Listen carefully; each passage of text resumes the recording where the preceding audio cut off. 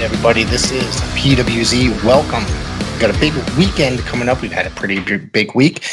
I'm joined here today, returning to the show, New England Hall of Famer, Paradise Alley Hall of Famer, the Guardian of Chaos, Big Daddy. What's up, man? Professor, thanks for having me here on the PWZ. I see that you're doing big things and good things. I follow you on all social media platforms, so it's excellent to be back here. I feel like I'm home. Well, thank you. Like I said, there's always a spot for you here, and I enjoy having you. And I'm really just working very hard to try to get this stuff out and do as much content as I can because it's something I really enjoy doing, and I just love it, you know. So we got... You're good at it, Professor. I've been following you on social media platforms, whether it be Facebook, Instagram, of course, on YouTube. And yeah, the product has changed. Insignia, unbelievable. I've been seeing a lot. First off, I want to ask you this before we get started here on the PWZ. Where is my T-shirt? Is there any reason? Listen, I get it that I haven't been down to the local shows. I get it that I've been to my home down there in Paradise Alley. I understand that, Professor. I haven't been down to the classic record store. I understand. But where's the Guardian of Chaos T-shirt from PWZ? I thought I was family, man. You are, but I'm going to tell you that there is another order coming in. I had to place a special order for... There's a lot of requests, so don't worry. It's on the way. Again. No, you're getting one. You got one coming, and there's definitely... I'd like to say these T-shirts are selling really well. If you get a chance, always... go into the comments of this episode, or excuse me, the description of this episode. Click the link. It's a TeePublic store. Next weekend, there will be a sale where they're $13 each, which is a really good price. I appreciate you going out there, showing your support. And if you buy a shirt or tote bag, coffee mug, whichever, what have you, face mask, we all got to be safe these days. Take a picture of yourself and email it into pwzpodcast@gmail.com. And we'll post it up, and we'll talk about you online. First off, before we get rolling, I want to give a shout-out to a young man named Adonis. I met him last week at the Paradise Alley show out in East Haven, excuse me. And a bright young kid. Yeah, a lot going on, and he is a huge Paradise Alley fan. And speaking of Paradise Alley, we're going to have Matt Dacorte, ring announcer extraordinaire and one of the best in the Northeast, joining us a little bit later. Wow, it's great to see that. Listen, Professor, having met who I've known now for quite some time, coming up on at least 5 or 6 years. I met Matt early in the business. Not only is he the voice of Paradise Alley Pro Wrestling, I consider Matt Dacorte, because he works everywhere. Matt Dacorte must be one of the hardest working ring announcers here in the Florida, whether it be from New England all the way down to Florida. Matt Dacorte, to me right now, is the voice of the Northeast. Look back at the ring announcers, Professor, as I ramble on here on the PWZ podcast. You look at the legendary ring announcers from this area. Of course, Howard Finkel, perhaps one of the best ever. Then there's local legend Frank Krasnowski, who worked for the WWF, another incredible ring announcer. You also have to look at the legend, and I read his book, and it's right here in the bunker somewhere, 20 feet below the surface of the earth, here in the bunker. Gary Petta, another tremendous ring announcer. You talk about your Dave Penzers, and I'll give those guys their credit, and my good friend Justin Roberts of AEW. You put all those folks together, even in the recent past, Mark Adam Haggerty, who was very influential at one time. Matt Dacorte stacks up with every single one of them. He really does. And to see Matt grow, because we used to be the play-by-play team for Paradise. Matt covered most of the play-by-play, and I was the color commentary, although... You know me.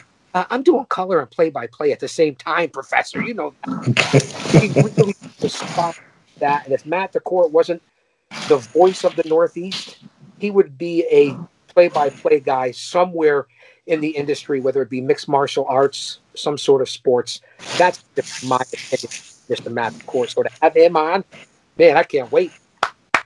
Yeah, I think this is going to be his third or fourth appearance here, so I'm really looking forward to that. And I've seen them. yeah, and we're going to be talking about this weekend's Paradise Alley. But before we get to that, we're going to break down a couple other things. There's this weekend's Paradise Alley. The NWA has a pay-per-view coming up this Sunday, so I'm going to run down the card, which they waited the last minute to announce this card, like 4 days before, which is just bizarre. And I mean, I think everybody kind of knew what the main event was going to be, and it was Trevor Murdoch and Nick Aldis. But you know, they're just using. We'll talk about it in a couple minutes. And then not only that, we're going to get to AEW's Double or Nothing. I believe you have some notes, and I'll give my opinions. I'll give my opinions on that one, Professor. It really was. Yeah. First live crowd. Yeah. You know, and the WrestleMania. Yeah, and that crowd was hot. That crowd was very hot. Let's see. It opened up with the NWA world title, women's title on the YouTube on the pre-show. Did you happen to watch that one? Serena Deeb and was that Riho? I did see the AEW buy-in. Obviously, twists and turns. Serena Deeb, first off, you know, I've seen her in the NWA. I've seen her in AEW before. Obviously, she really looks good. She looks the part. She's vastly improved. And Rio actually pulled it off too, Professor. So I'm going to say I like Serena Deeb. I did see that, and I'm very impressed with her. What I've noticed about the NWA, because you're talking AEW buy-in, because Serena Deeb defended the NWA title against Rio at the buy-in for AEW. What I've noticed, and I know I'm bouncing and transitioning, because I know you watched it, the NWA's got a decent roster. And you know, I'll be honest with you, which made me turn back to the NWA, and I have to start paying more attention. The Pope is back in the ring. I always thought he was a very charismatic guy. I'm a big fan of Tyrus. Nick Aldis represents the company, would represent any company. And you know who I really like, because I heard him on Busted Open Radio and he left an impression on me? That would be one Trevor Murdoch. I like his style. It reminds me of old school. Give me your thoughts, because that's what I picked up on it and things that I had noticed. About Trevor Murdoch, or just in general? NWA NWA, prior to the pandemic, NWA was my favorite organization to watch on television, you know, with their weekly YouTube series. And then obviously they shut down for just about a year because of the pandemic. And then they came back and they had a lighter roster. During that time, a lot of people left. James Storms, Eli Drake. So, you know, a lot of the bigger names. Colt Cabana was out after the second season. They either went to AEW or some people went to Impact. Eli Drake is in NXT. LA Knight, right? Yeah, which I got to tell you, he's one of the best talkers today. He's phenomenal, I think. And of Anderson a little bit, a better version of Mr. Anderson, who Ken was Anderson. Yeah. Anderson. I mean, I don't know. But yeah. Good point, Professor. Well, what I'm saying is they came back and basically they have about 14, 15 guys on the roster, and they keep using the same guys over and over. So they need a little bit more variety, because they're only doing a 1 hour program. It's been, 2 months since their comeback show, the pay-per-view, Back for the Attack. And they just need a little bit something more. They need some more variety, because it's only going to be a matter of time before you start seeing the same thing over and over. And I'm starting to already see that. You know, I don't want to see that with the NWA, because there's some shows that I've seen of theirs since they've come back and just like, eh. But lately, this past week, last Tuesdays, I thought was probably one of the better ones since they've relaunched this year. And it's showing how good they can do. The Pope, like you said, phenomenal. He's a great worker. He's great on the mic. I was hoping for the pay-per-view. They announced the show. I have it listed here, the lineup.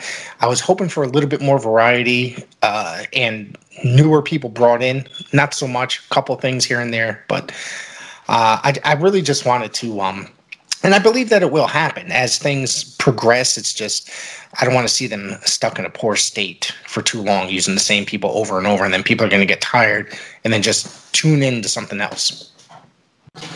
You couldn't be more correct, as we go back to the future, so to speak. You couldn't be more correct. Billy and the NWA, when they had NWA Power and they were doing studio wrestling, I thought it was really catching on YouTube and the YouTube. Yeah. They had a lot of things that went sour, the pandemic, and then they were really the only group. Everybody came back. AEW and WWE never stopped. Ring of Impact came back fairly quickly during the pandemic. Ring of Honor took a little while, but they also came back. MLW took a little bit, but they are back in full effect. And what MLW being on Vice TV now, and once they catch up to speed and what that's going to do for the brand and the product. So the NWA really dropped the ball. And you're right, it's rinse and repeat of the same talent. I would love to run down the lineup card. I didn't get a chance to look at it. The only match that I am aware of, because I watched Fox Nation and on the Gutfeld show, is I know Tyrus has taken on the Pope, and I hear Tyrus has left a little bit to be desired physically in the ring. I mean, break it down. Let's go through the lineup card. I would love to bring that to the fans and keep up on the NWA before we get on to Double or Nothing. He's the first match that he came back with for I'm Back for the Attack. I'm going to tell you, it left a little bit to be desired. It was just, he was blown up. He was blown up relatively quickly.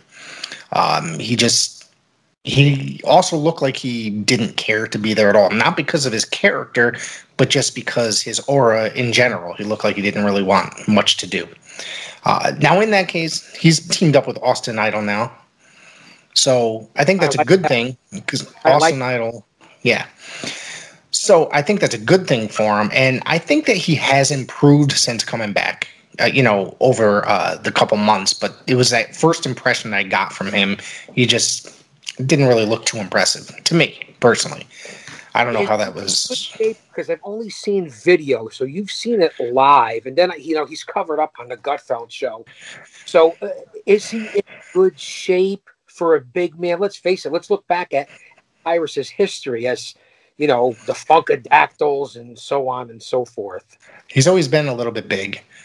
Oh, big. He looks like he might have gained some weight. So, I mean, but like I said, but he could, he has, like he said, he hasn't been more impressive as time has gone on. So, and then, I don't know how that match is going to go, him against the Pope. It's going to be for the TV title. I also heard, somebody also said that it's not going to be a title match, but I have it listed here, and I took my notes from Mike Johnson's report of the announcement of the cards, and it says it's a TV title match. The one thing that I have to say about the TV title, the TV title division, the matches are only 6 minutes and 5 seconds, which is just a gimmick that I think that they need to do away with. I'm not sure how there's a 6 minute, 5 second time limit because of the whole 6:05. Professor, I get where they're coming. They're doing the whole 6:05 thing because it's a tribute to TBS and the old school style. So I understand it. I'm not saying I'm a big fan of it, but it's different. It's a niche. I mean, let's look at the 24/7 title in the WWE or the FTW title in AEW. So to have this 6:05, I mean, I'm not against it. It's a little gimmicky, but I'm not against it. Yeah. I mean, I just feel like, because if you remember back in the day, TV title matches or just TV matches in general, a lot of them had 10-minute time limits. And it would make for more intensity, because I just don't think that in a 6 minute time limit match that you can get a whole lot accomplished. It's just personal opinion. I think with that extra 4 minutes, you can make it a little bit more intense. It's Ricky, personal opinion, like I said. Professor, and you know that you've been around long enough to know you've been around the business. You know a lot of the boys. You could tell a story in 3 minutes, my friend. You're right. You're a good storyteller, and you can get out there and work.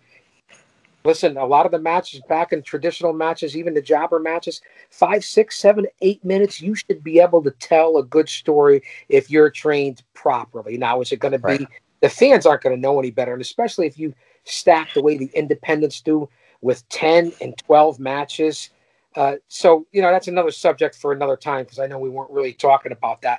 But I don't mind the 605. What else do you have on there? I know Trevor Murdoch and Aldis. And I know Camille in Thunderosa. I like Camille. Camille and Serena Deeb actually, because yep. I think people were expecting initially, but they had a number one contenders match. I think. Well, this is the other thing. They had a number one contenders match last week. They wrestled to a 20-minute time limit draw, but Camille gets the title match at the pay-per-view.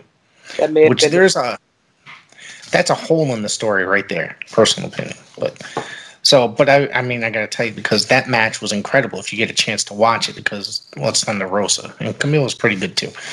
So, and on top of that, with what I know about Camille, Professor, and I hope we're doing good with connecting here. I'm impressed with Camille because of her physical ability and how far she's come. And, she almost walked away from the business. And she had a chance in the WWE at one time, if I'm not mistaken, early in her career.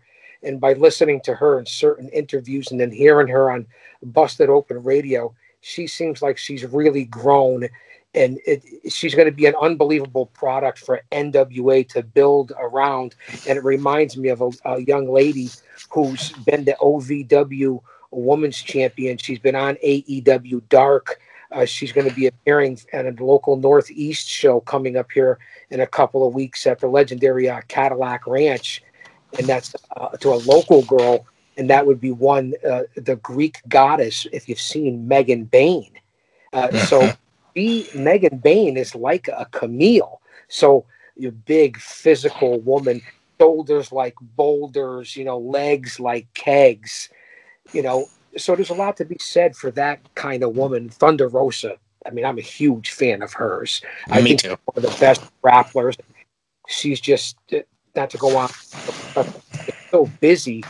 And it seems like Rosa, in my opinion, is being pulled in like 10 different directions, trying to do different things. And speaking of Thunder Rosa, and you talk about women wrestlers, she's wrestling this weekend on a big show, Warriors of Wrestling, I believe, out in Chicago. And, really? Yeah, and a young lady who was released by AEW, because I know you wanted to cover the huge announcements here, and we should have started off with that. That's my fault, Professor.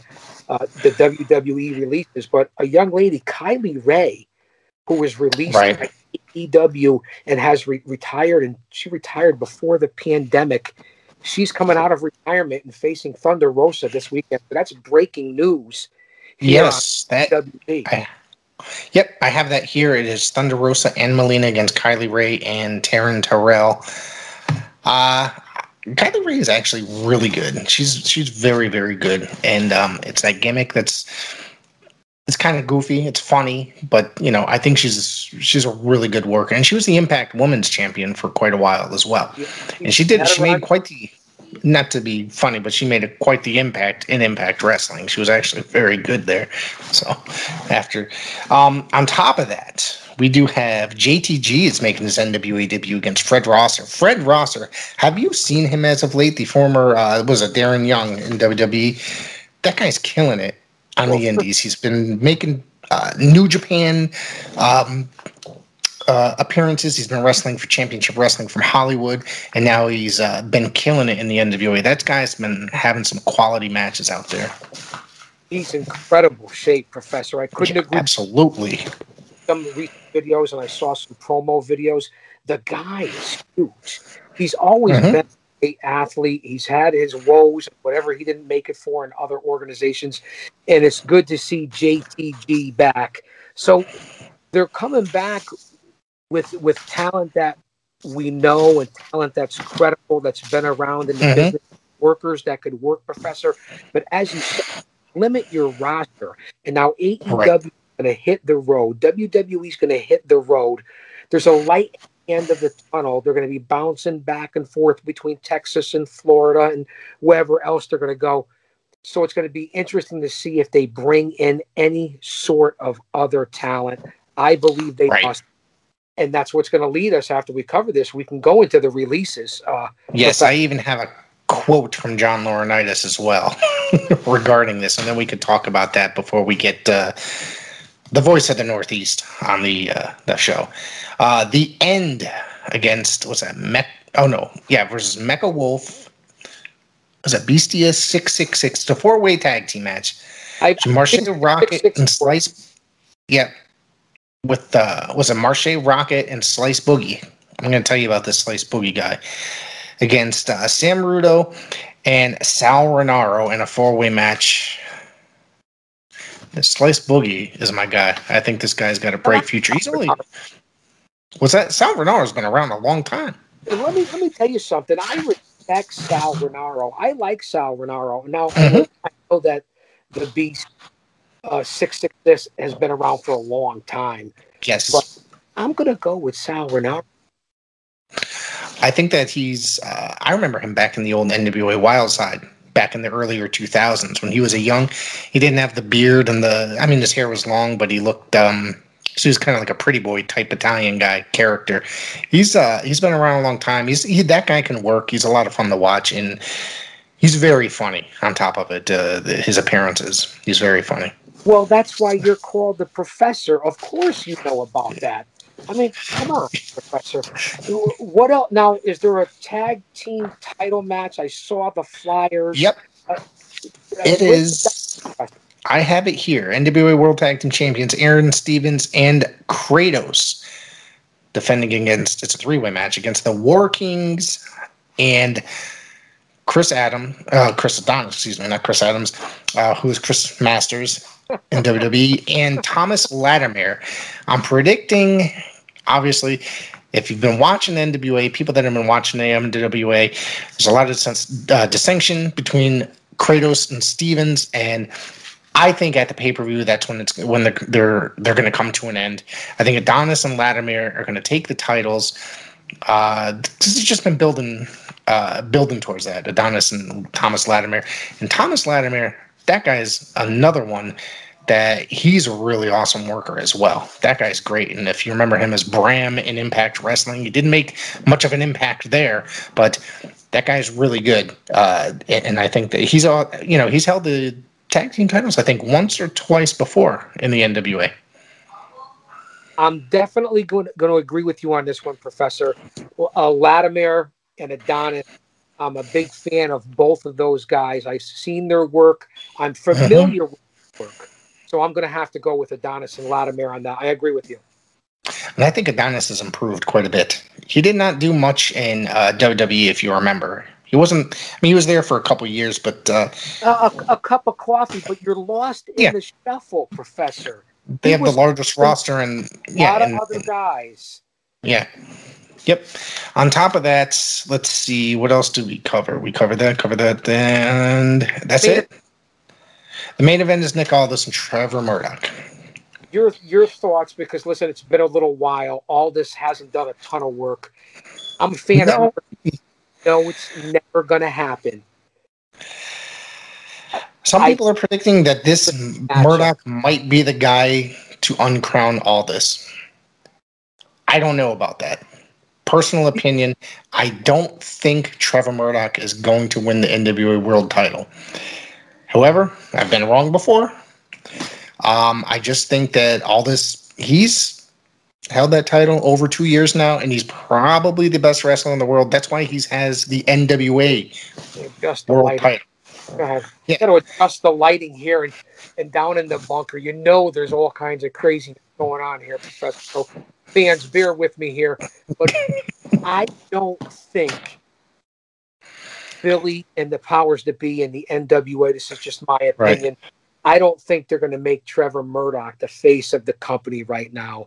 Now, if you were talking about they had a follow-up show, maybe they can get a rematch or something like that. Maybe you would do a one thing. We've talked about stuff like that before.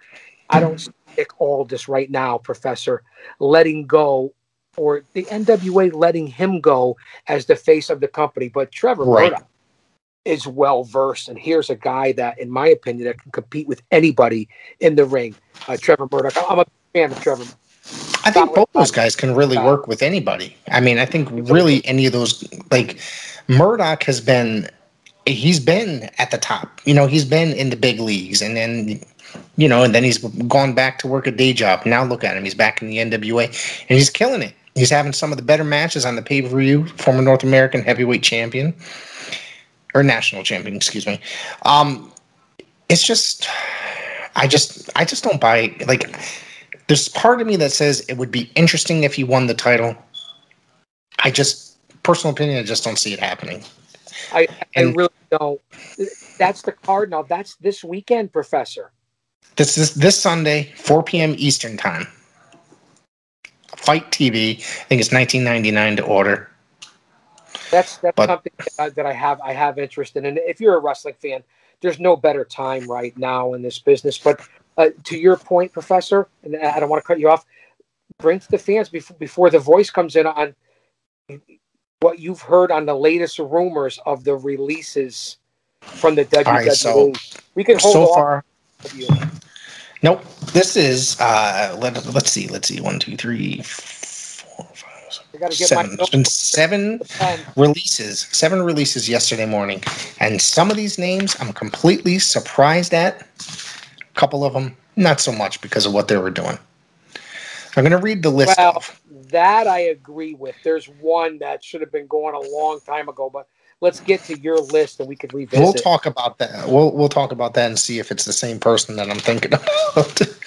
All right, so this one to me was a shocker because they've been using him consistently on television even through the pandemic.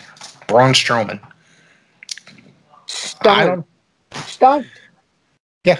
This guy he was involved in the middle of a storyline. I mean, I don't keep up enough on WWE product to really know what the hell's going on, but I know he's been on every episode. I still read about it. I still follow the sheets. I read Mike Johnson's reports and all that other stuff, Alvarez. So I know he's been consistently used. And he was a guy that they had on top as one of the big main guys for every show for at least the pandemic era. You know what I mean? He's been one of the guys they counted on. I don't know if it's... No, I do have a reason. They said it's because of budget cuts. I'm not buying that. I'm not buying that. But that's what the John Laurinaitis, Johnny Ace, whatever you want to call him, sent out a mass text to the roster. Due to budget cuts, the following talent were released today. And then he lists the 7 members. So, I just think it's a bunch of horse shit that is just budget cuts. Braun Strowman, obviously, I think any of these people are going to go somewhere and find work, whether it be AEW, Impact, MLW, New Japan. I think Strowman, he might be able to go over to New Japan. I mean, it's very possible. Aleister Black, especially, is one of the names. I think that Aleister Black could pop up in AEW, and I think that would be a perfect fit for him because that guy, they were building him up, literally building him up. They kept airing promos weekly for, a month and a half, and then they decided to let him go. I don't see it being because of budget cuts. If they were having these promos, these vignettes, whatever they want to call them, that they cut him for budget cuts. He probably either wanted to leave or he pissed somebody off or they're just like, we can't do... I don't know. I have no answer for this one. Because that guy could be a breakout star in WWE on the main roster, not just NXT. Let's go back a year and a half, 2 years ago. Braun Strowman was tipping over gurneys and pushing over ambulances and was a monster and a beast of hell and brimstone. And then they turned him into a guy who was circling the ring with sounds of a train. Choo-choo. They're starting to look at him like they did back in the 80s as a Big John stud. And now he may pour out his welcome there's more to the story, Professor, than meets the eye on what happened here with Braun Strowman. Now, I Right. don't think for sure, but if you release a talent like that who just not that long ago, who was so involved, and you could still use, he's been misused. So there's something either political, something we're not privy to, something that will come out. And if I'm Tony Khan, I jump on not all these folks that have been released, but I jump on and hand pick and cherry pick at least a couple of them to come in and make a huge impact. And I'm stunned at Braun Strowman. There's more than meets the eye, but let's look at the next two guys that have been misused, and you alluded to it, and I'm going to throw it back to you. Andrade and Aleister Black. Okay, you know what? I missed those two on my list. You're right. There's two more. I'm sorry. I heard Humberto Carrillo was one, and I heard Angel Garza, but I'm like, I couldn't find a report of those two, so I don't know how true that is because of those guys. I've heard you did hear that, but I did. Well, he was out for quite a while, Carrillo, and then he came back. But it's like he's just a guy that they're having float around, kind of a thing, doing whatever. That guy's a good worker. I had a buddy of mine compared him to like a modern day Steamboat, which I guess you could say that. He's a really good worker. A lot of these people I think could either fit in. Aleister Black, like I said, AEW. Santiana Garrett, I'm not terribly surprised. She signed, let's see, had to be almost 2 years ago, right? Just about. I think it was 2 because she was with the NWA for a quick minute and then ended up in getting called to NXT. She wasn't used properly in NXT, and then she made a couple appearances on the main roster. Very minimal. So I'm not surprised that they let her go, but she's also a very good talent. I'd like to see her either return to the NWA, go to Impact, or possibly even AEW. Those are viable alternatives. There's so much talent out there. We could even talk about the local guys, and I'm sure maybe we'll touch on it with Matt Dacorte when he comes in.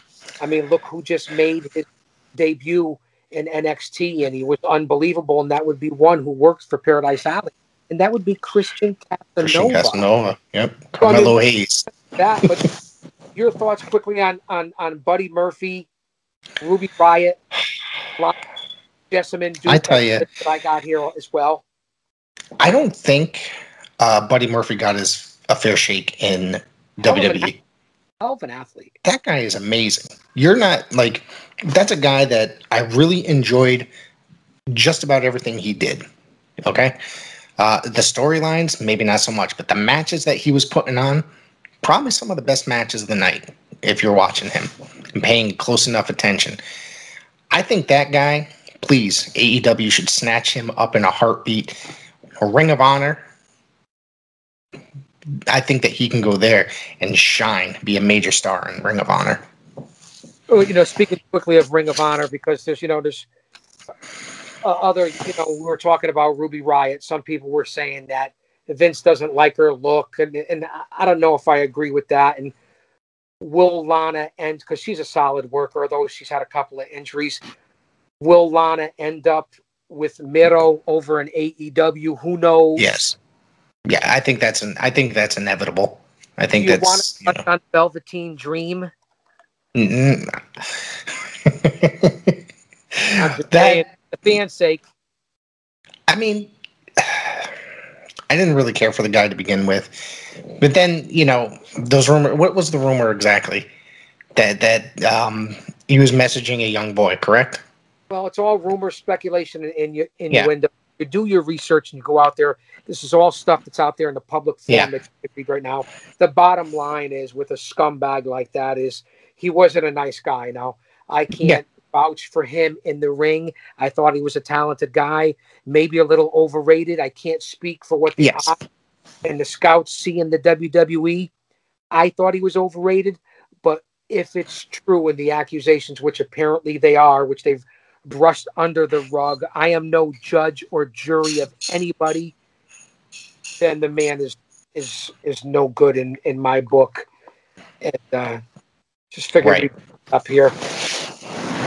Absolutely. I mean, I didn't particularly care for the guy. Like you said, overrated. Personal opinion, I thought the same thing. I never saw what people... And, I've heard these rumors of him, and I was just like, wow. Like you said, piece of garbage. And none of that stuff belongs we don't happening. Cast judgment, Professor. You don't cast judgment. I don't cast judgment. But when it comes down to stuff like that, there's things called responsibility and accountability, professionalism, and representing a brand or a name. If you're an employer, you represent that company. So you have to. If you have a job working with the public somehow, or you're representing a company, because with a company like WWE, you're going to go out and represent them, whether it be in front of the crowd on TV, whether you're doing signings, you're doing public appearances, you're doing something. You need to be on your best behavior. You can't mess around. People don't think. Professor, where's cancel culture on this one? How about that? Where's cancel culture on a guy like... We'll talk about this. Yeah. Well, I mean, I could do a whole episode on cancel culture. My cartoons from when I was a kid being canceled. And that's a whole nother thing. When is The Voice showing up here? Hey, everyone. You want to listen to the best in pro wrestling talk? Tune in to the Top Rope Report podcast with Mr. Trivia and the Nugster Greg every Sunday, 6:30 p.m. on TalkShoe.com, Anchor, Spotify, Google Podcast. Join us as we discuss WWE, NXT, PAPW independent wrestling, and a whole lot more. It's the Top Rope Report, the best in pro wrestling talk.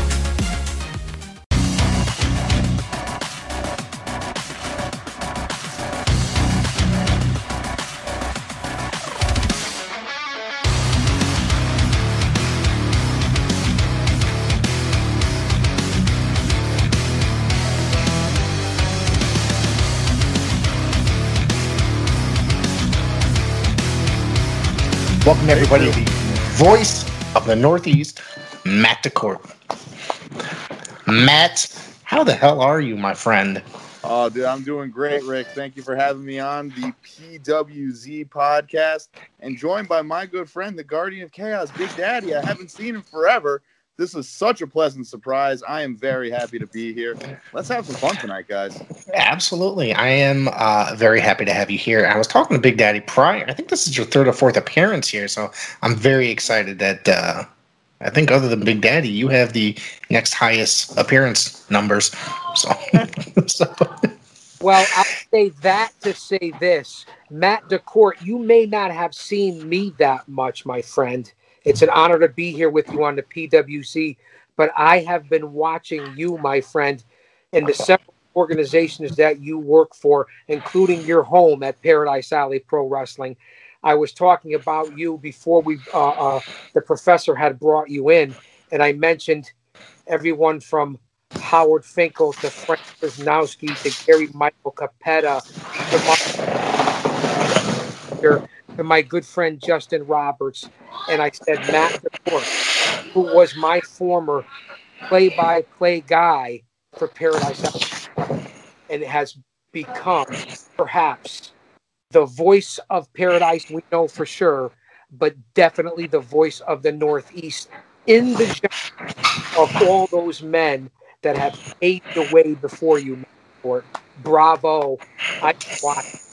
Hey, thank you very much, Big Daddy. And, you mentioned, the guys that came before, and, I appreciate you putting me even in the same sentence as some of those guys. That's a huge compliment. And I just want to say, you being there for me at the very beginning, we did commentary. First of all, we had a hell of a lot of fun. That's one thing I can never deny.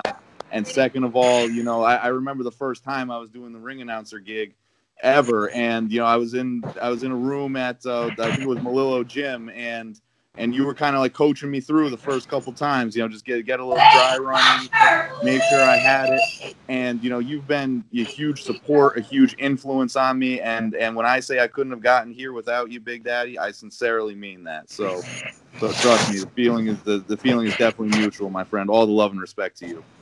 Well, I'm humbled and honored. I'm always stumbling.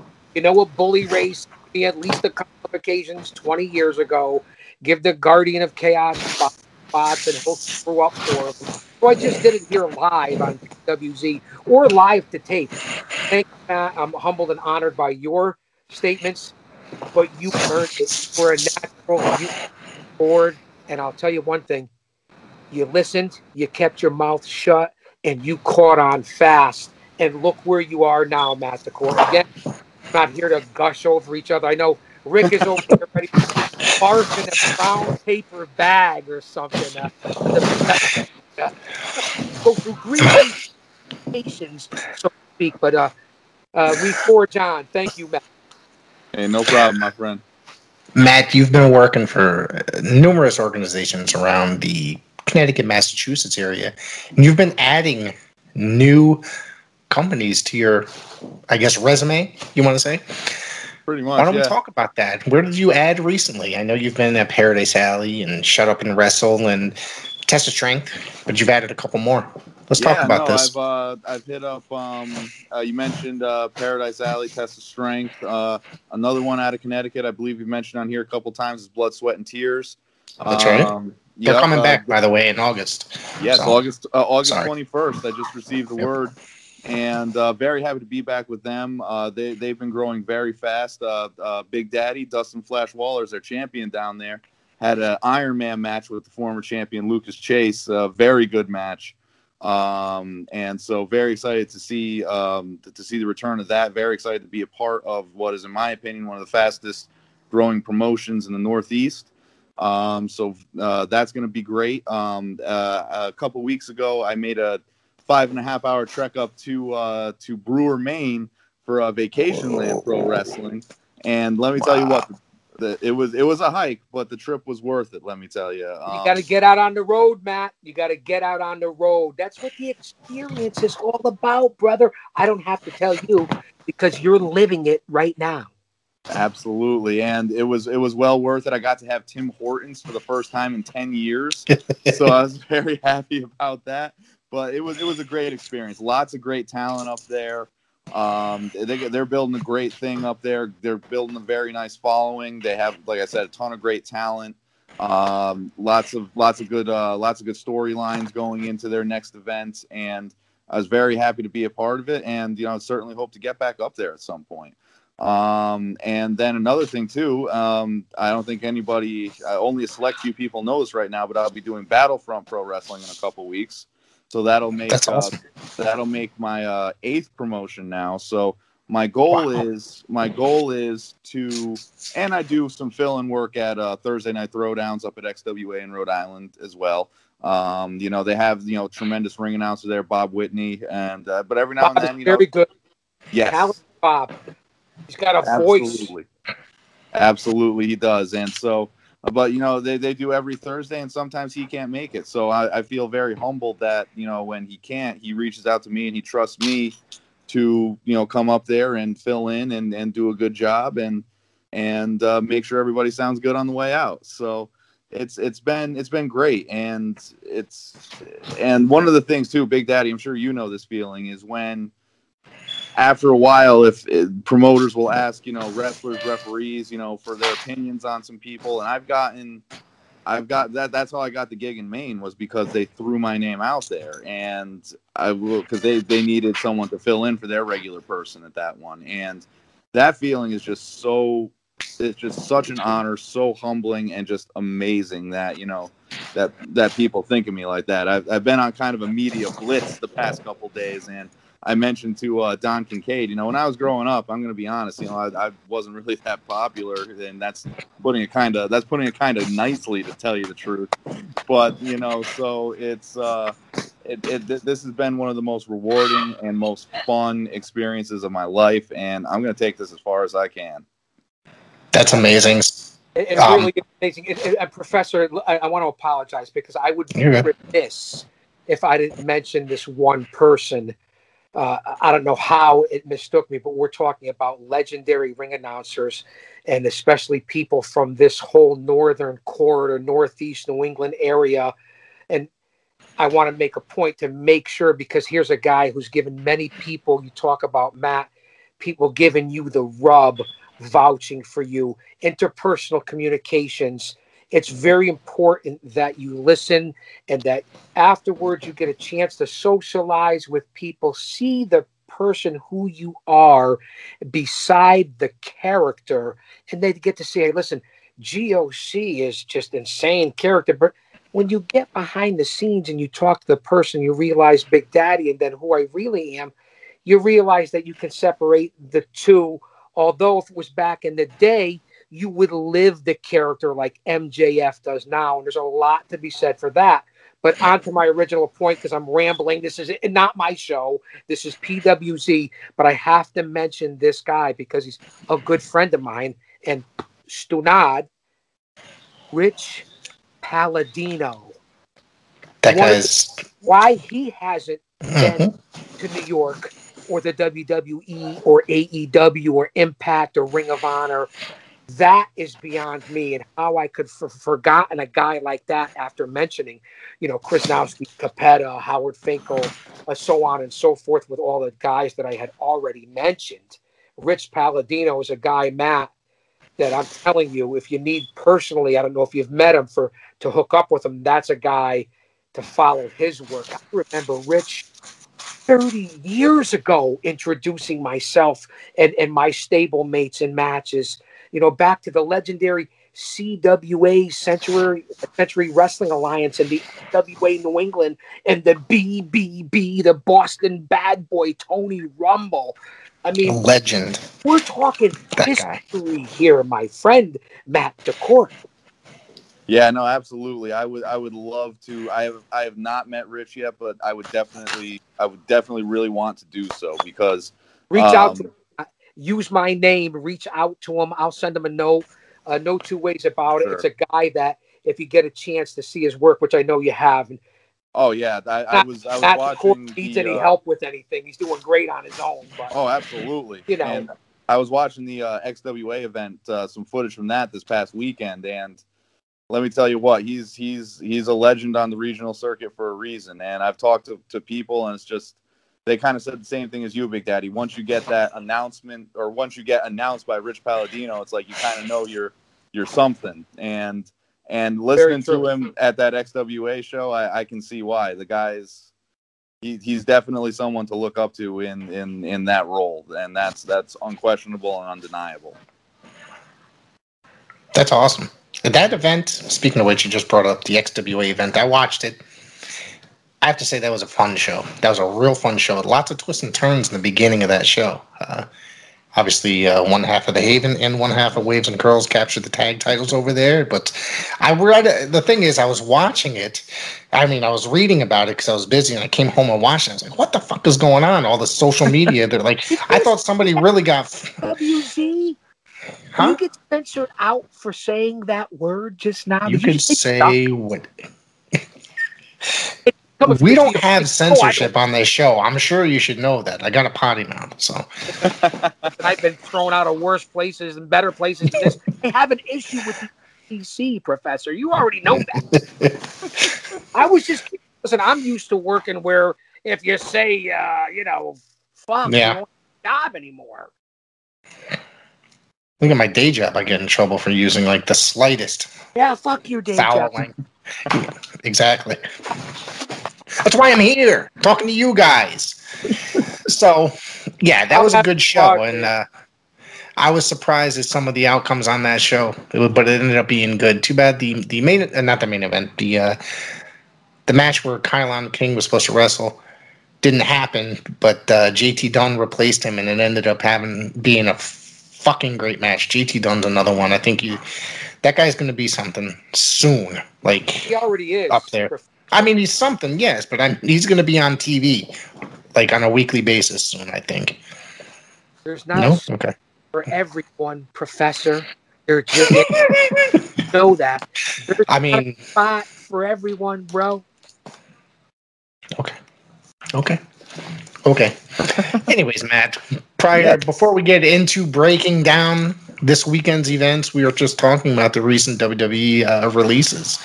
So, where do you think What's your opinion on these? Oof. Well, this most recent batch, I think there was 6 of them that came down the pipeline yesterday or so. Yep. 5 or 6. There were some names like, for instance, there was Santiana Garrett on there. Tremendous talent inside Absolutely. the rope for sure. But she wasn't really being utilized that much. So that one I could kind of see, that. But someone like Buddy Murphy, again, wasn't really utilized that much. But again, tremendous talent. Right. I feel like talents like them are might be better served in some of these smaller major promotions like an Impact Wrestling or a Ring of Honor or an MLW or something like that, where there's where obviously there's focus on the personality and all that, but there's in my opinion a little more of a focus on the in-ring work.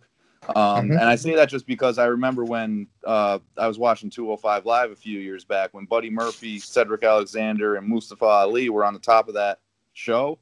It was one of the best wrestling shows there was at the time. And that was a really good show for a long time. Yes. But the one that shocked me the most, obviously, I think it shocked everyone the most, was Braun Strowman. That's the archetypal WWE wrestler right there. Like, he had the sides, he had the personality as well. And that was a major head scratcher for me.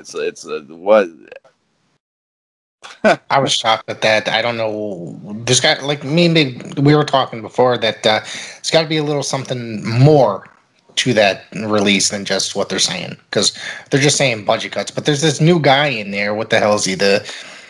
Whatever the hell his position is, but he's in there. He's cutting positions and such. Tony Khan's evil cousin Nick. Nick Khan, yeah. And I just heard Nick Khan. And Professor Matt, let's be honest here.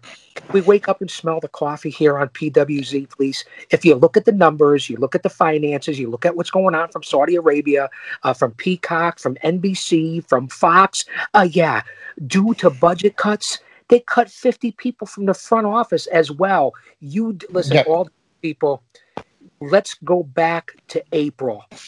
Billy Kay, Peyton Royce, Mickey James, Daniel Bryan, what's going to happen with his future? Samoa Joe. Now you go through the list of Buddy Murphy. Matt just touched on it. Aleister Black, Andrade, and Strowman.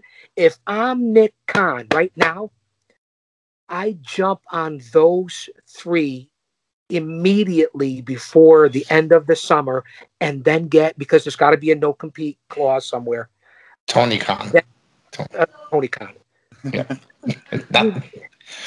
Really, Professor? I just want to make sure. I know they got the same last name.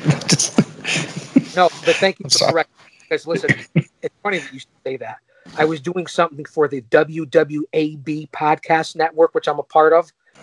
So instead of saying WWAB, because I ramble, I talk fast, I went WWE Network on the WWA. So listen, that's why I always reference Bully Ray when he said to me, it's a perfect, listen, it's not just a gimmick or a catchphrase. It's a way of life. Give me 6 spots. At some point, I will screw up 5 of them. But you know what the funny thing is? I won't give up. I'll come back. I find those guys right now. Tony Khan. Thank you, Professor. That's why on PWZ. That's why I don't have my own show. This is why I'm hoping we can maybe talk about the green room. Maybe I will have my own show. That's another story for another time. I also jump on Ruby Riott and maybe Lana. I'm telling you, there's gold out there. Right? If AEW wants to hit and continue to strike while the iron's hot, coming off a Double or Nothing, and I'm hoping we can touch Paradise Alley Pro Wrestling and Double or Nothing. If you don't strike now, and what the live crowds were doing locally at Paradise Alley and then nationally at AEW, you are missing the boat on what's happening. That's just my personal opinion. I'll get off my soapbox on the talent that was released by Vince. Yeah.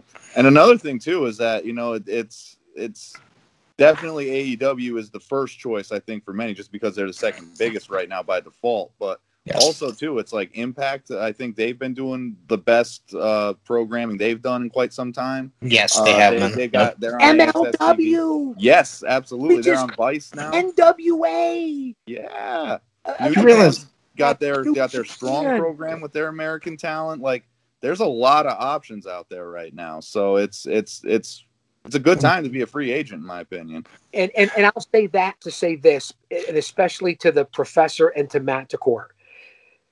Let's not forget about what's happening here in the hotbed of the whole entire country.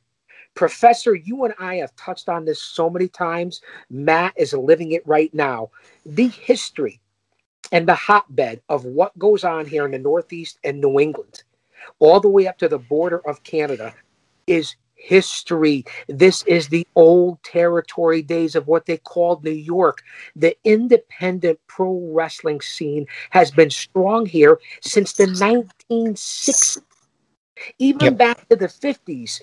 And when I was active as a manager, and I hate to use that word because it's never a good word, even through the 90s and the 2000s and into now, you look at Paradise Alley Pro Wrestling, you look at Northeast XWA, you look at Chaotic, you look at Beyond, you look at all the different groups. We talked about Battlefront, you talked about the different groups, New England Wrestling Extreme with Jimmy Adams, the former NWA New England champion, aka Trooper Gilmore. There's Shut Up and Wrestle with Kevin Landry. Yes.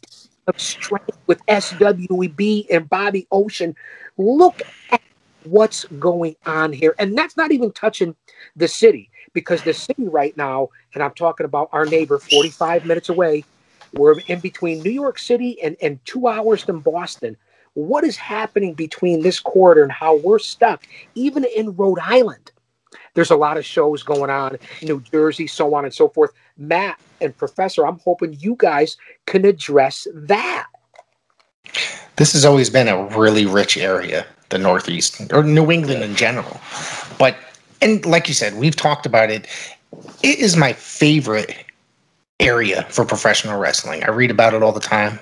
There's got to be a book out there at some point talking about the history of shadows of Titan Tower. The shadow. I'm stealing that title.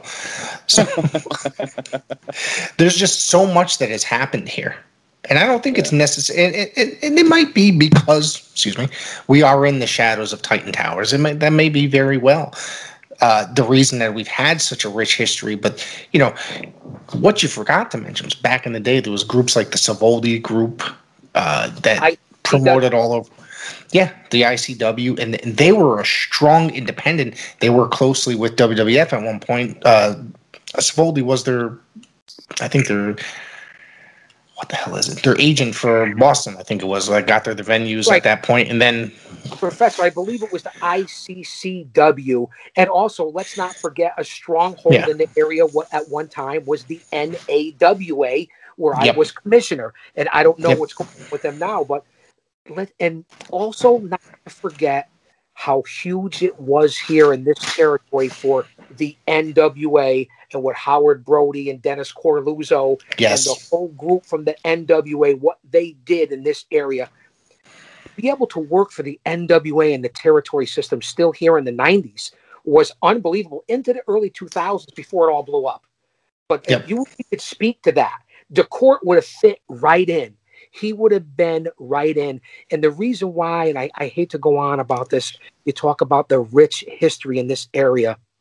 When you can walk into a hotel or a restaurant or a club or a gym back in the late 70s, early 80s, middle 80s, into the 90s and see any one of someone like Don Morano, Mr. Fuji, the Wild Samoans, Hulk Hogan, so on and so forth, they all stayed and lived in this area at one time because of, even to this day, even during the Monday Night Wars between WCW and the WWF back then, even to this day of Bischoff and Pritchard and Cornette, they all come to Connecticut at one time or another, which I don't know if that's a good idea if you're living here as a citizen, but that's why I believe that rich history has spread to the independent scene. And I apologize for rambling. I haven't done a podcast in a long time. What is that song by Led Zeppelin? A ramble on, sing my song. I said, a ramble on. This is what we do on the. It's a cross between a Days of Our Lives and Saturday Night Live, or as I say, General Hospital and SCTV.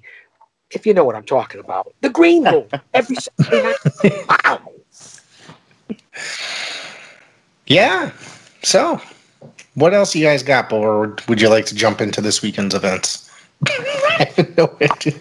I would love to hear the words you on the upcoming Paradise Pro Wrestling. Listen, it's the 4-year anniversary, 4 years in the making. I was there for the first 3 years. I will not be there, but Matt, I will be watching on Twitch. I know Paradise Alley is exploding on Facebook, on Twitch, on YouTube, on Twitter.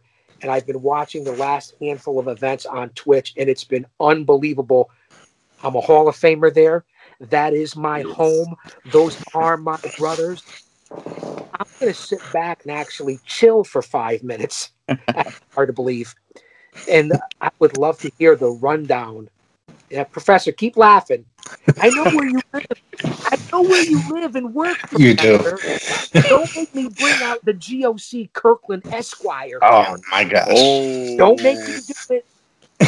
So what I wanted to say before we got, I think that right now, Paradise Alley is doing some of their best work. And I think that you and I were talking about that before GOC, that some of the stuff is killing it. I've been at a good portion of the live events this year. Unfortunately, I'm not there this weekend. Yeah, out by the bathroom, by the toilet bowl, Professor. I saw you on Twitch, and I was like, who is that good-looking It's my fat ass. Yeah. by the latrine? It's my seat, man. It's right by the door. Get the best view to film everything, all right? Or get Mancini's weenies or Saban's spot. Because I know Dacorte, and you got to say it one time, Matt. I'm going to put you on the spot right now before we go down to Paradise. Say it one time. Mancini's weenies.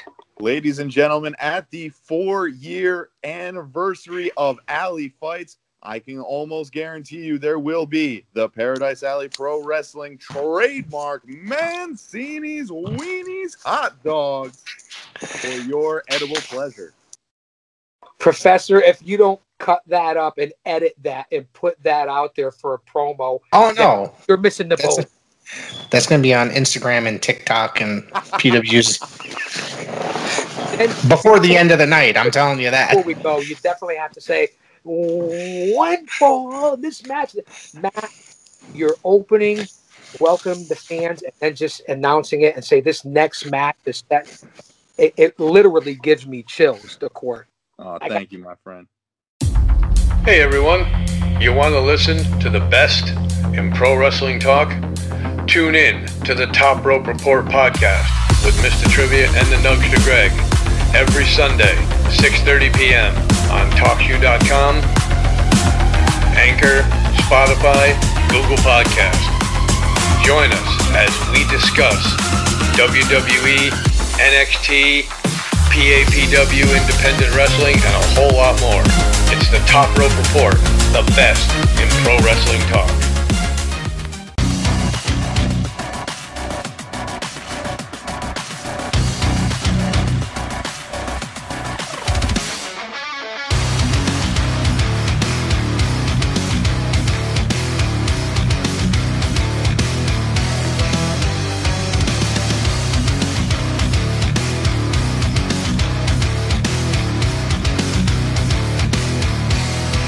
Let me sit back. I said I was gonna, and then I didn't.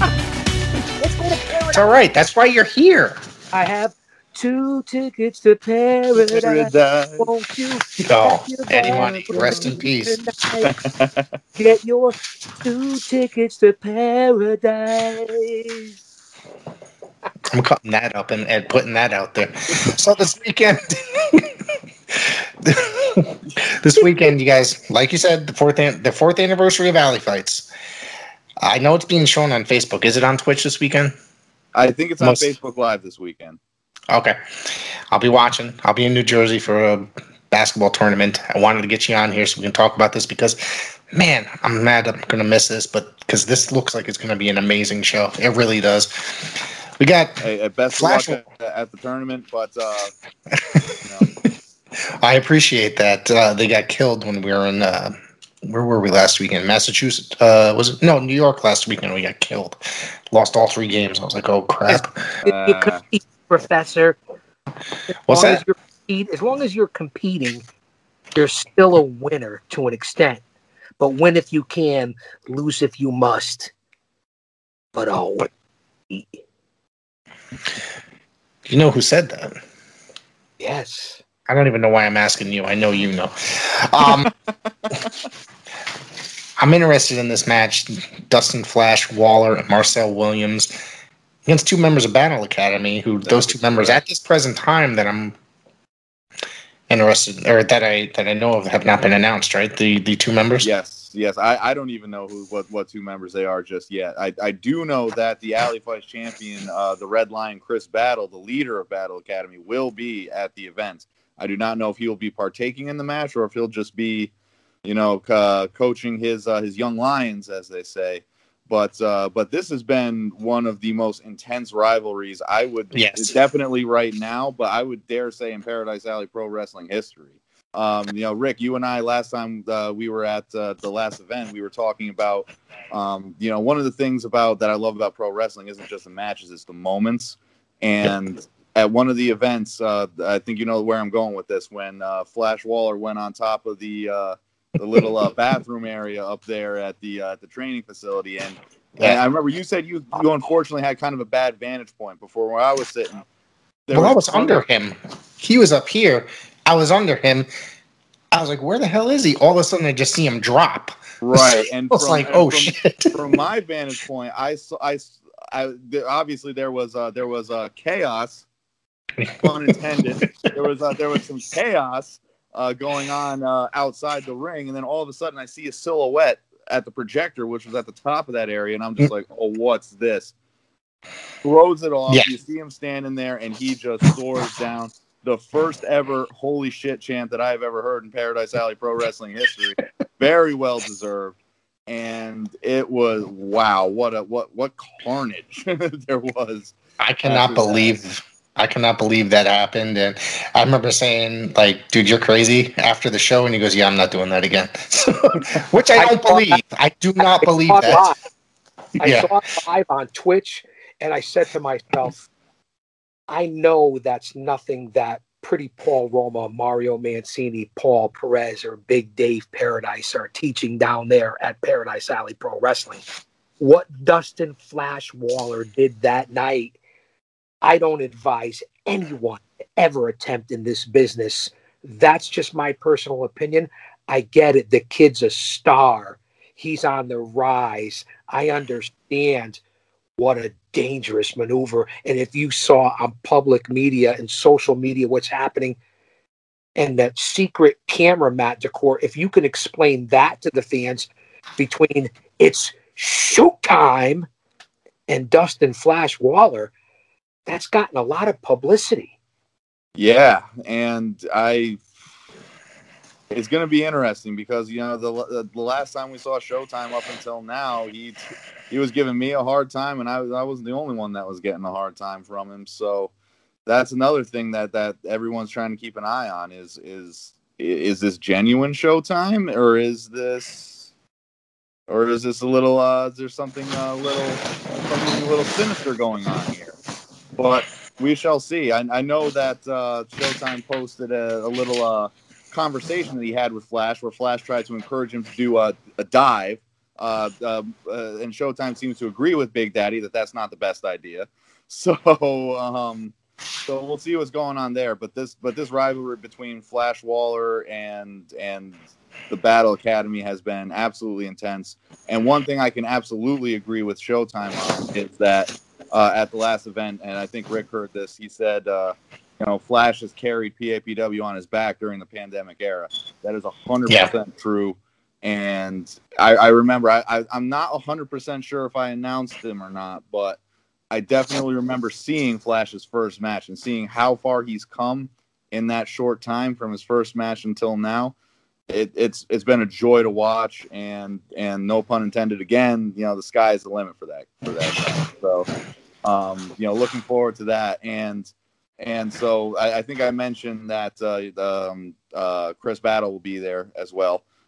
We have briefly, I just want to touch on that because this is what I found really, really interesting, amazing, and following along through the pandemic is the Battle Academy. I was there for the first training sessions for each and every one of those students who are now a part of Battle Academy. To see them step into a Monday night beginners class, a rookie class, if you will, with Mario Mancini, WWE from 84 to 92. I don't have to put him over on here. He's in 3 damn dictionaries. Oh, wait. Encyclopedias. I'm sorry, they're encyclopedias. But to see the growth of the Battle from first stepping in the ring and to like point to what they're doing now with Chris Battle really is truly amazing. They are a dominant force in PAPW from what I'm seeing, and I'm very impressed with Battle Academy. And Chris Battle, the Red Lion, the Mall, if you will. Yeah, and that's I may not agree with their tactics, but nonetheless, everything you said is definitely 100% accurate, Big Daddy. They have made a splash, they have made a statement, and they are now ingrained in the memories of the PAPW faithful.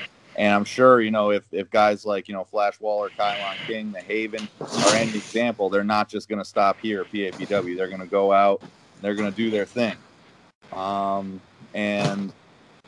And so that's kind of, but it kind of ties into the theme, in my opinion, of the 4-year anniversary edition of Alley Fights this weekend, because in addition to the new blood, as we say at the Alley Fights, there's gonna be some of the what I like to call Paradise Alley Pro Wrestling Originals that are gonna be on there. Paradise Alley Pro Wrestling Original and now current MLW star Richard Holiday will be in the building. Yep. We're gonna have the 3-time longest reigning and self-proclaimed best tag team in the world, the House of Pain, will be there. I'm sure they're going to take some kind of umbrage with how I announce them. But then we're also, speaking of new blood, we're going to have the newly crowned 2021 King of Paradise Ichiban there. And hold on a sec. As my friend El Duque would say, konnichiwa, bitches. Number 1. And if you might lose me on video for a second here, but I just want to make sure I give everybody a little shine here. Oh, speaking of shine, Ty Shine is going to be making his return to Alley Fights. The man browse in the business. Absolutely. And then Elijah Six is going to be there representing the firm. Maxim Morozov, Big Daddy, I know you're not a big fan of him. Well, with Morozov around, I know there's some sort of collusion going around with that commie bastard. Oh. Shine. I hear Ty Shine is out on the links and perhaps maybe was at one of the country clubs with Tiger Woods. Is there any truth, Professor, that Ty is golfer? I'm asking.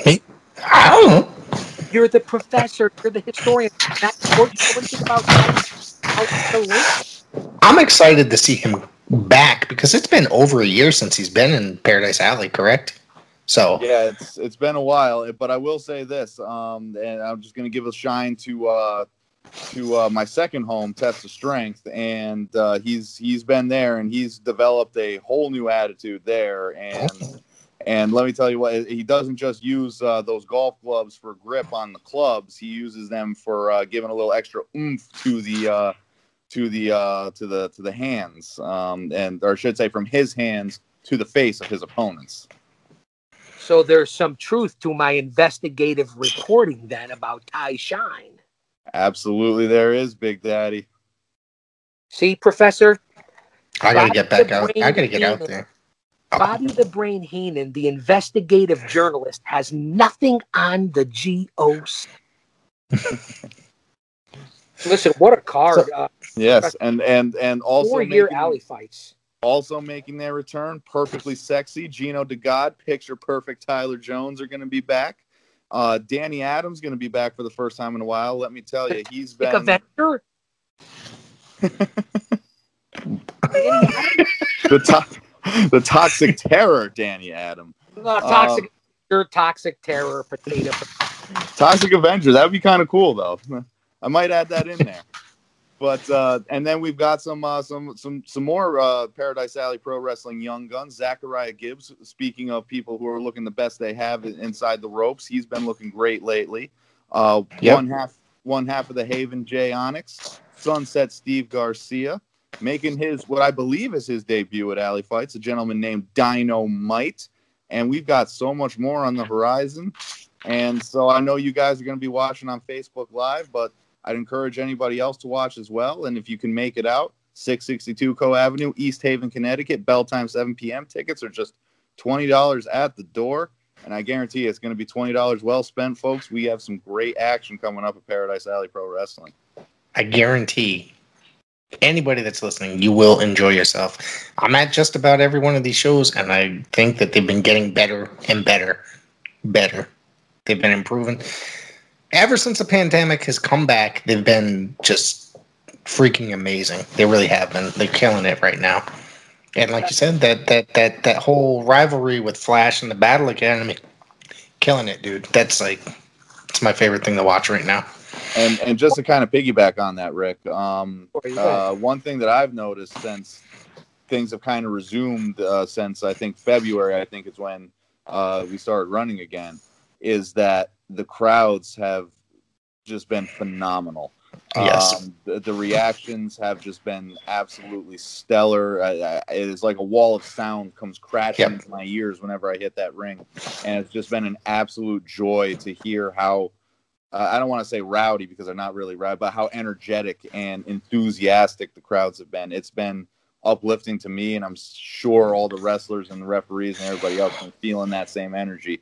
So that's just been an absolute blast to be a part of it, and it shows that they've been craving, great professional wrestling action just as much as we all have. And well, we've all been locked in the house for almost a year, and things are finally opening up.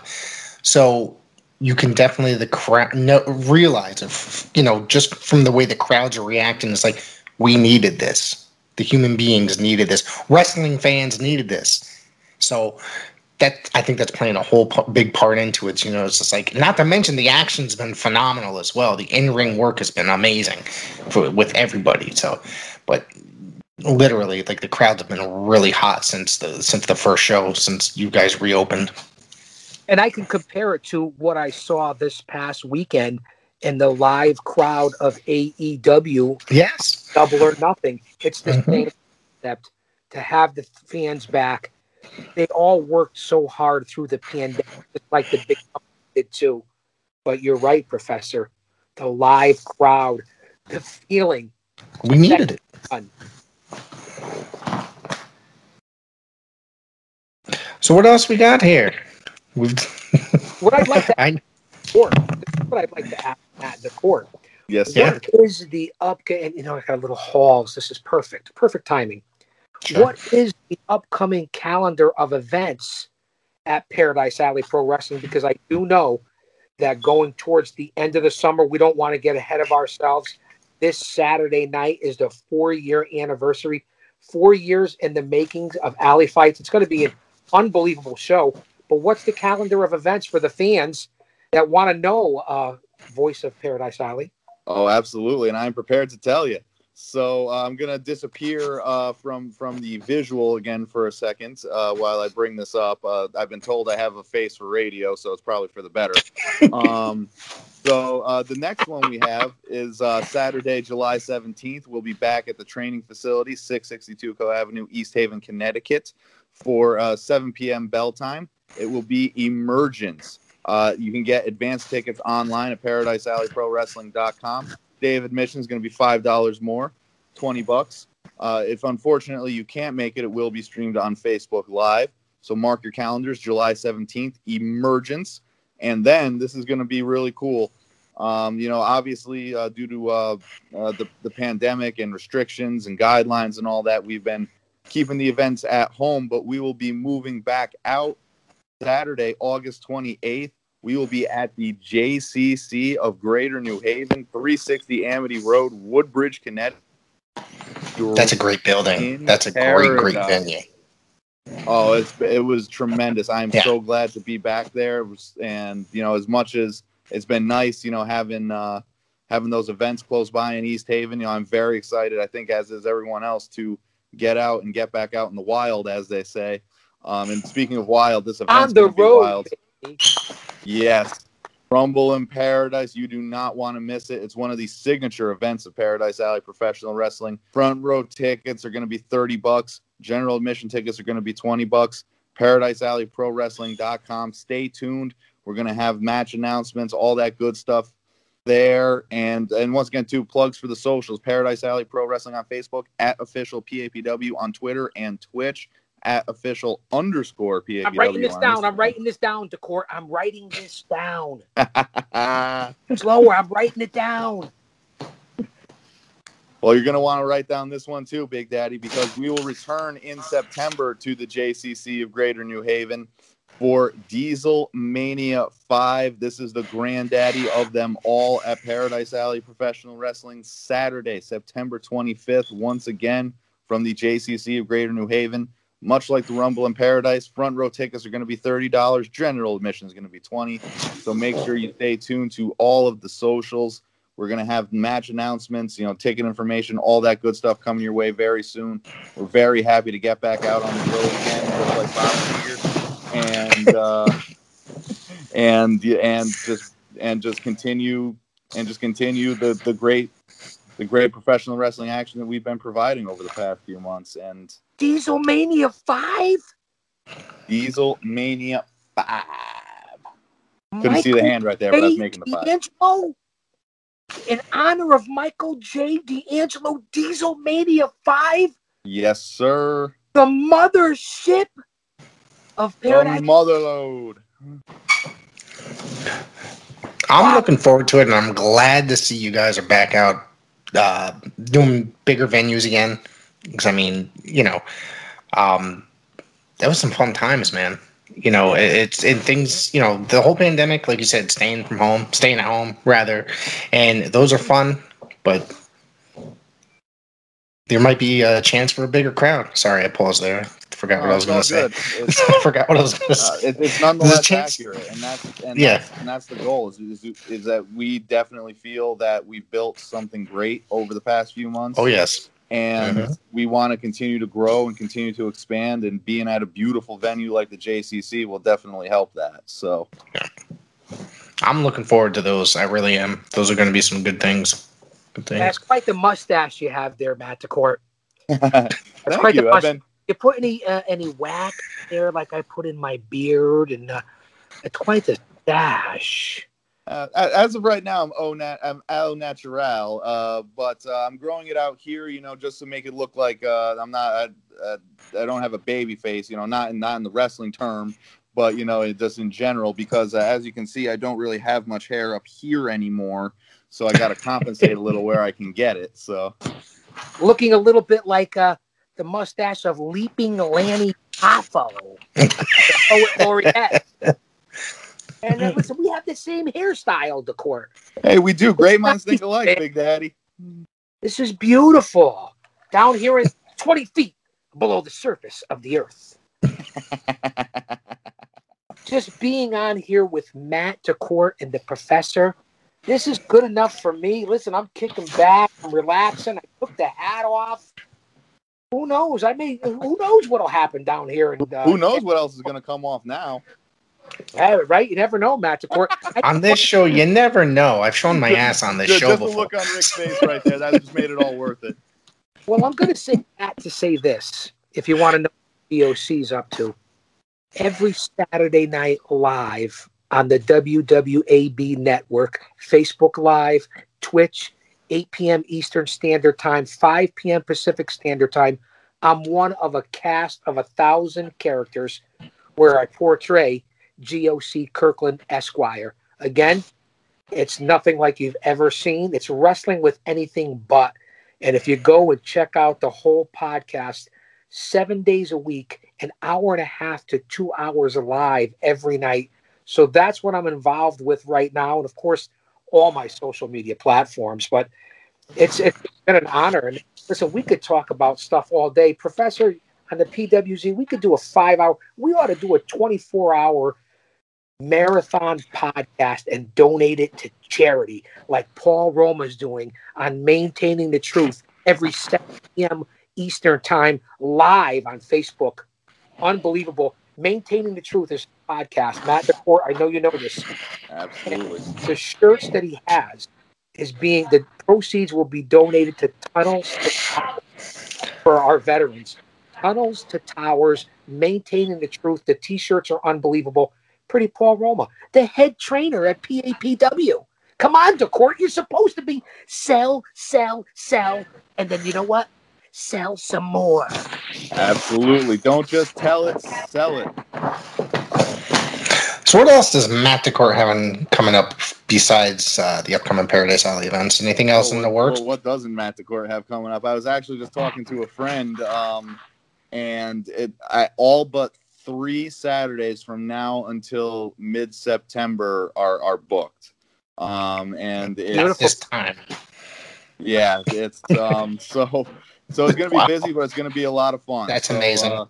Yeah, so like I said, we got Paradise Alley this weekend. Next weekend is Battlefront. Weekend after that is Test of Strength. Then we got a little break, but then we're back. I think I'm doing Shut Up and Wrestle, hopefully again. Unfortunately, due to simultaneous shows, I had to pick one or the other, and it stinks when that happens, but it does happen sometimes. But I'll hopefully be back with them in July. Like I said, Blood, Sweat, and Tears is coming back. Test of Strength, everything that they've got coming up, I'm on. Paradise Alley, everything they've got coming up, obviously. What else? Yeah, those ones that are the ones that are keeping me busy, and thankfully, that's amazing.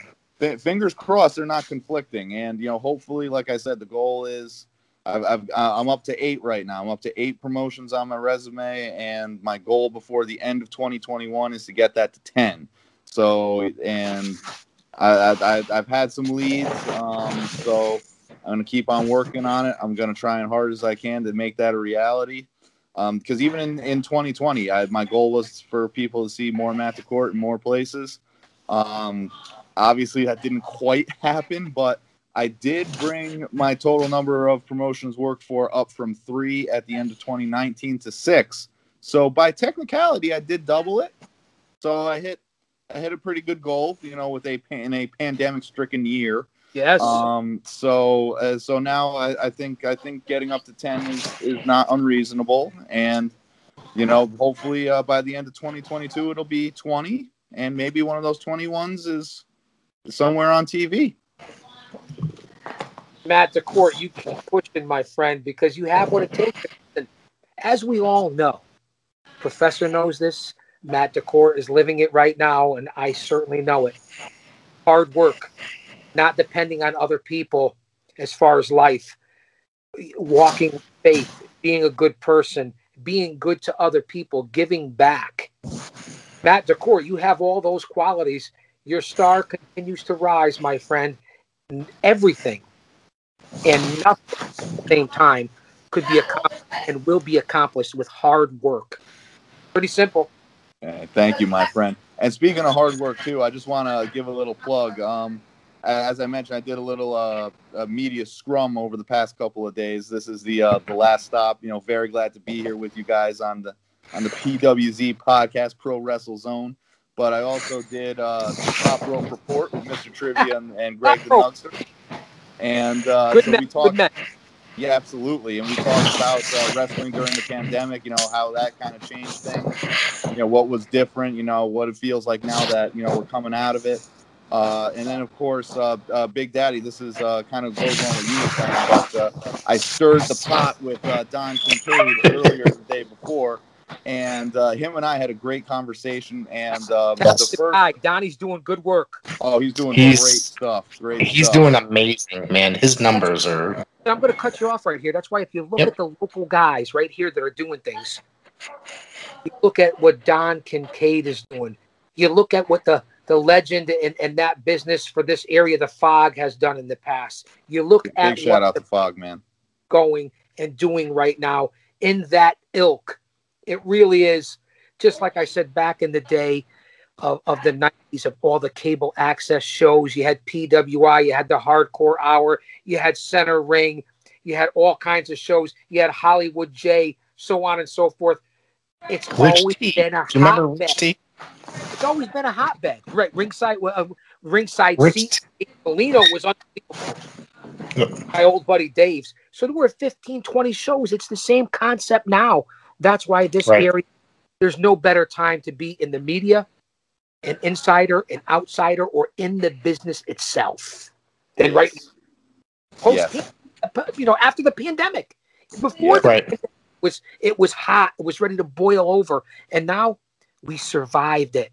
And now the business is going to jump again, Mr. Dacorte and Professor. And that was one of the things that we discussed, that Don and I discussed for like the first half hour. We were just talking about all the young talent that's been up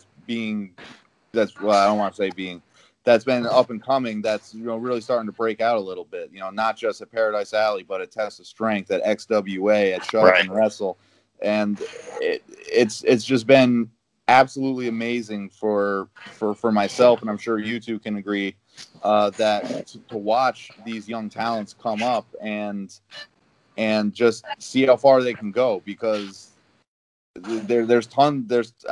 don't think I have enough fingers on my hands to count how many of them that I could see being on WWE, AEW, MLW, NWA, anywhere in these major promotions. Well, I'm going to say 4 names right now. I want to say 4 names, and it's not exclusive to these 4.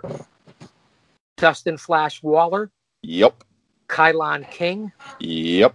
Sean A. Haven. Absolutely. Iris would say, and there's many, many, many, many others. As Iris would say, enough said. Yes. I think those 4, like you said, I'd have to go with them. I think I've said that about a year ago when I first started this. Hey, not just PWZ. Those 4. There's many, many others. Yeah, sure. And we're living in a great time right now as far as like hot young stars in the area. Yeah, and just to highlight 2 matches I saw, the last Thursday night throwdown I did at XWA, it was a few weeks ago. Kylie King wrestled Ichiban, and Sammy Diaz wrestled Mike Montero, the Battle of the Aces.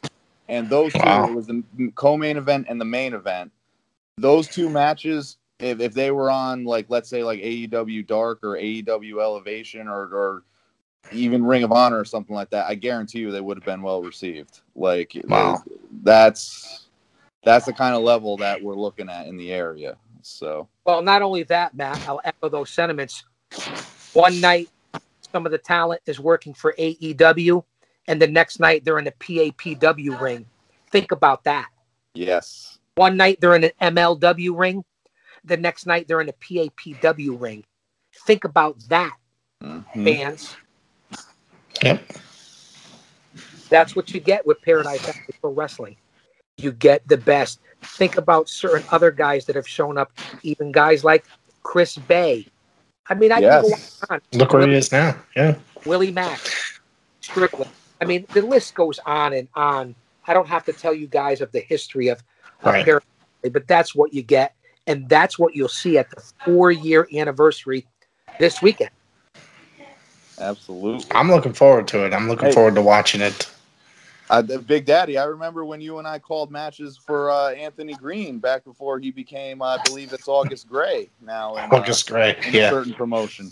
You are correct, and we touched on this. We also did Carmelo, aka Chris Casanova. We called his match against JT Dunn. Yes. So there's a history, and that's why I say to you, Matt Dacorte, I've already gotten the rub over the years. I'm in the, hoping for that 4th quarter 3-point shot at the buzzer. You right now, my friend, are right there, not even at halftime yet. And look what you've accomplished in such a short time already. Hey, thank you, my friend. Thank you. And like I said, keep that train chugging, and sky's the limit. I wish you the best of luck, man. I really, I think you got what it takes, man. I really think you got what it takes. And I hope your resume grows this year as well. Me too. It will. I'm sure. Yeah.